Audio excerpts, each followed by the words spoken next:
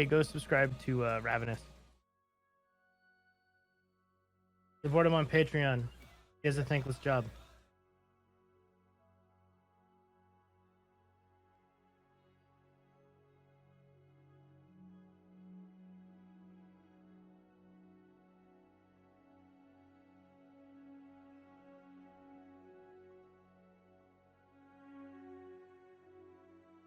Alright, here's the next part of trying to catch up. Dondi streams. Dondi still needed to add swamp foliage to the 3 swamps that will be the main ones we'll all see in the initial release, and to adjust the elevation around the entire island.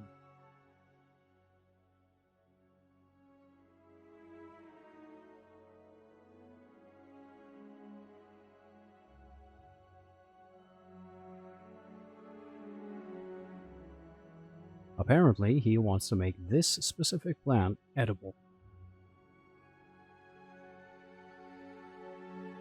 Someone in chat asked if drinking stagnant water would affect growth, and Dondi's answer was no, and that the swamp water is the only water we'll be able to drink at all in the initial release anyways.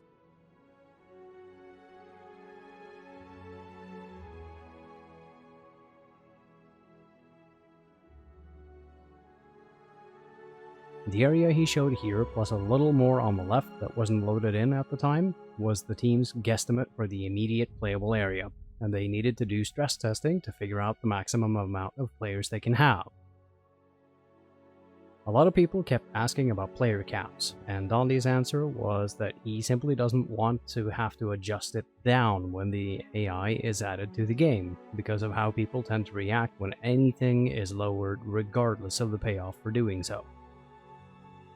They wanted to see how many people they can realistically get in one server for the lifestyle carnivores will have in the beginning, as there won't be any AI and will have to survive by hunting other players. He also said that they are not doing any kind of placeholder AI like before. They want AI to be living, breathing animals, not just a safety net for people unable to find food for themselves. Dondi thinks the number of players will be 50, but he'd rather raise the cap than lower it, so we'll just have to wait and see what kind of numbers we actually end up with.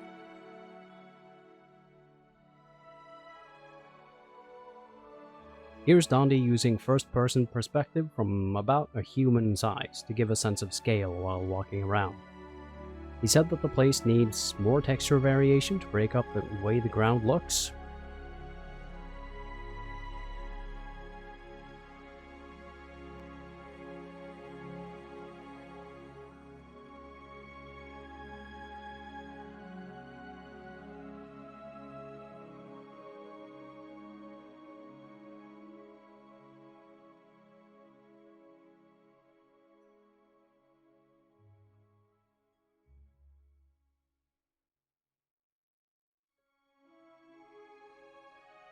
And the foliage turning transparent when you get too close to it, like in the current build, that's going to get fixed.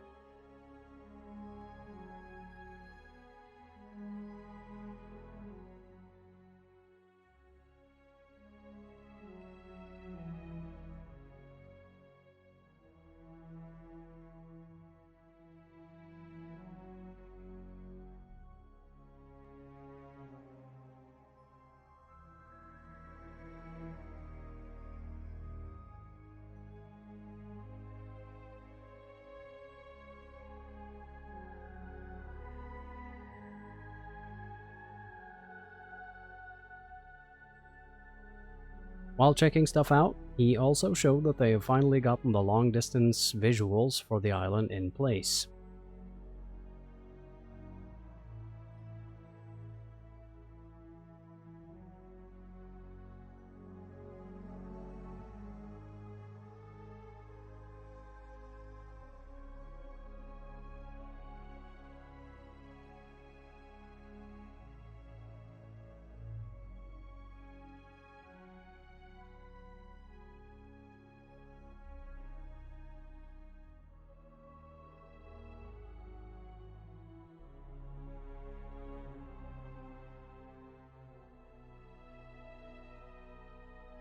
The lag seen here is caused by Dondi running a dedicated server, so that shouldn't be something we'll see in the release.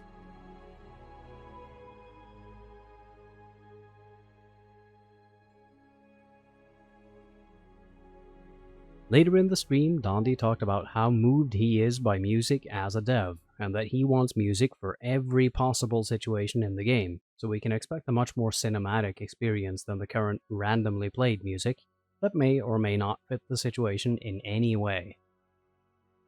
He also talked about how the team still hasn't had the lore talk, but he has told a friend of his the vast majority of the lore, and his response was a pained expression on his face, a hand on his chest, and muttering the word "fuck" before going into the other room and not talking to Dondi for the next 6 hours, making Dondi consider the story might be a tad on the dark side. When asked to talk more about the lore, Dondi told us that there will be a narrative device to explain why we can't simply leave the island, and it's not something like getting hit with an EMP or getting shot down by a military blockade. There's also a lore reason for the islands not being visited by people looking for dinosaur eggs and other things that they could sell for a lot of money.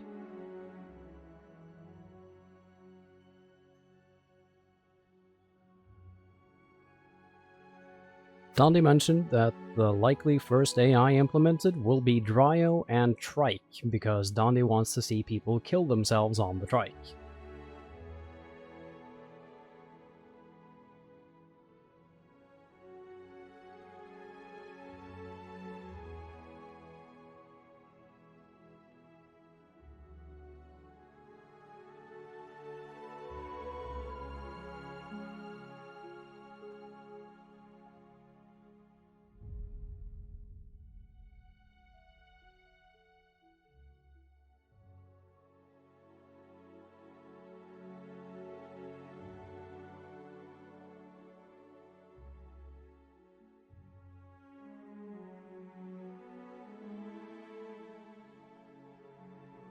In the next stream, he was accompanied by Hypno, Amarok, the new AI programmer,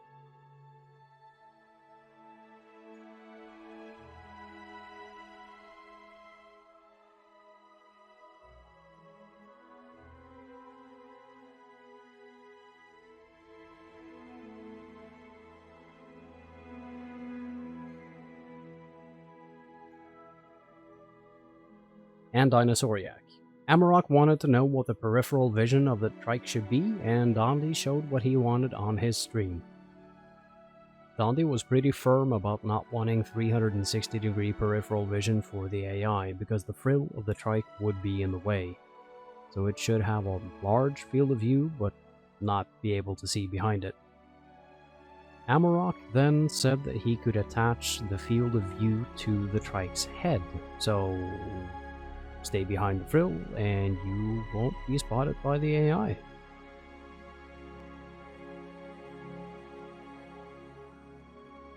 Dinosauriac asked if the fish would be in freshwater or the swamps too, and the answer was that fish will indeed be found in the swamps. He also said that Hypno is in charge of balance discussions and the design for the release, so if it sucks, we all get to blame Hypno. Hypno had this to say about it though. I mean, from the initial drop, people may say bad things about it, but they have to keep in mind that it's a different game now. It's been rebuilt from the ground up. They shouldn't be expecting what it was before. They go in with that mindset, all is well.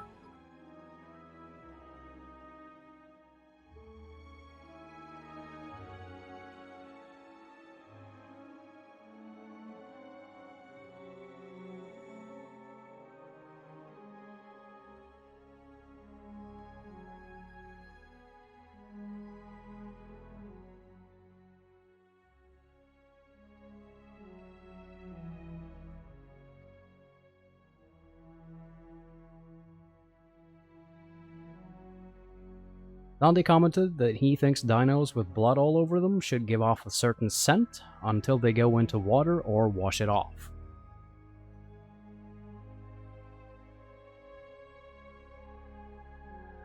Ambience will change depending on the time of day, but the day and night cycle has not been set up yet, as they want to test the most bare bones and basic build possible. And Dondi said we'll probably get new features implemented every 24 hours or so, as long as things work more or less the way they should and don't need too much tinkering with to make them work. The reason for doing the release this way is that they have most of the stuff ready right now, but if they release it all at once and anything is broken, it will be near impossible to figure out what is broken and how until they start pulling features out again. And that would make it take longer to get everything working than to just release things one at a time. At some point during the stream, Amarok put 100 AI Tenantos on the map in a test, but he is apparently going for 600 AI.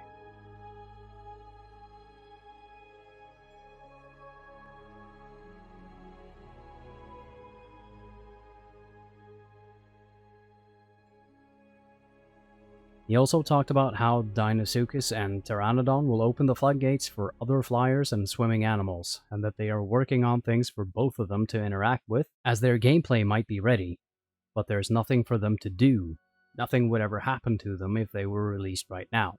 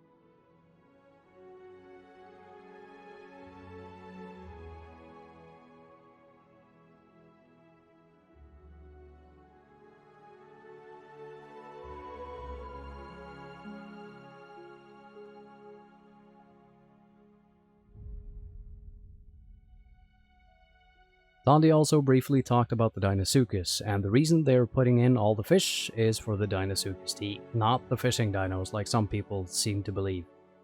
The Deinosuchus just wouldn't survive in the current state of the game. They would just starve, which is why it won't be released right away. Further, he said that the dino is designed to be hunting things that break the surface of the water, not things under the surface. He has asked Felipe and DM4 to look into a mechanic for the dino to highlight anything swimming on the surface, and to have an audio cue within a certain range when they go into full development for it. So Dino can be hiding on the bottom and still be able to tell that there is something for it to hunt nearby, even if it can't see it.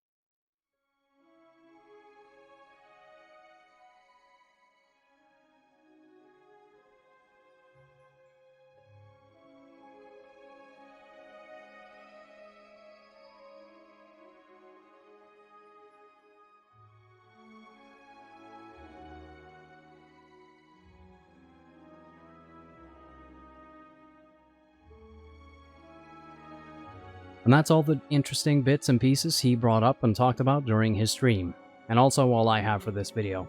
Amarok has also streamed while I have been swamped with work, so his stream is next on my target list. So before I go, thank you so much for all of your support, both Patreons and not. Hopefully I'll be back to my regular schedule soonish.